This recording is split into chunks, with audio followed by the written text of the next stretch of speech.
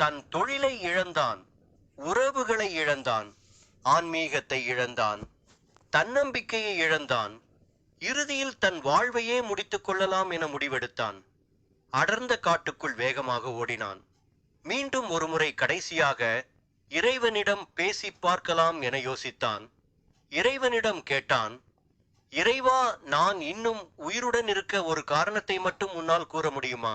வெறும் ஒரு காரணம் மட்டும் சொல், நான் உயிருடன் இருக்கிறேன் என்றான். இறைவன் பதிலளித்தார், இந்த காட்டில் தனிமையில் உள்ள உன் அருகில் என்ன இருக்கிறது? வெறும் புற்களும் உயர்ந்து வளர்ந்த மூங்கில் மரங்களும் மட்டும். அதனால் எனக்கு என்ன பயன் என அந்த மனிதன் கேட்டான். நான் சொல்வதை நன்றாக கேட்டுக்கொள் என்று இறைவன் கூறத் தொடங்கினார்.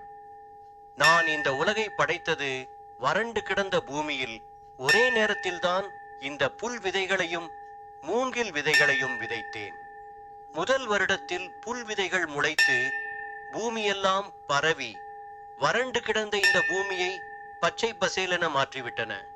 ஆனால் மூங்கில் விதைகளோ முளைக்கவில்லை.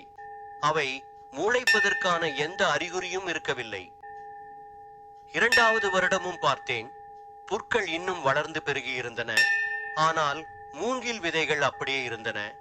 மூன்றாவது வருடம் பார்த்தபோதும் நிலைமை இதுதான். நான்காவது வருடமும் இதே நிலைதான். ஆனால் ஐந்தாவது வருடம் பார்த்தபோது ஒரு மூங்கில் விதை மட்டும் முளைவிட்டிருந்தது. அந்நேரம் புற்களுடன் ஒப்பிடும்போது அது மிகவும் சிறிய ஒரு செடியாகவே இருந்தது. ஆறாவது வருடம் பார்க்கிறேன்.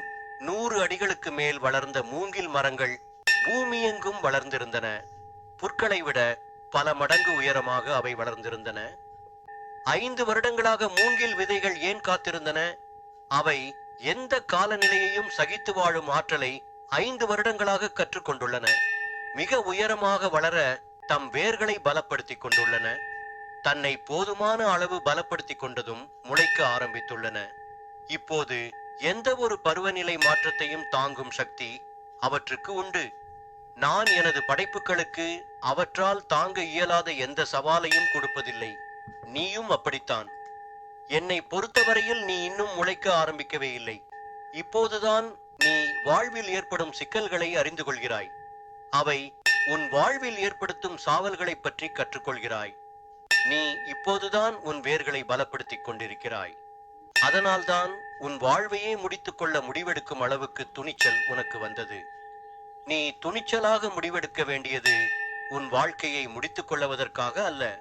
என்ன பிரச்சனை வந்தாலும், எந்த சவால்களுக்கு முகம் கொடுக்க நேரிட்டாலும் உன் வாழ்வை விட்டு கொடுக்காமல் வாழ்ந்து காட்டுவேன் என்றே நீ துணிச்சலாக முடிவெடுக்க வேண்டும். மூங்கில் மரங்களுக்கோ புற்களைப் போல் ஒரு வருடத்தில் முளைத்து பெருக முடியவில்லை. ஆனால் புற்களுக்கோ மூங்கில் மரங்களைப் போல் உயரமாக வளர முடியவில்லை. உன் வாழ்க்கையை மற்றவர்களுடன் ஒப்பிடுவதை நிறுத்து. உனது வாழ்க்கை பயணம் வேறு, அவர்களின் வாழ்க்கை பயணம் வேறு. உன் வாழ்க்கை எனும் சவாலில் நீ வெற்றியடைவதா அல்லது தோற்றுப்போவதா என்பதை நீதான் முடிவு செய்ய வேண்டும் என இறைவன் கூறி முடித்தான்.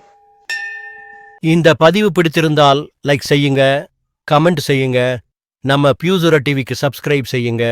நன்றி, வணக்கம்.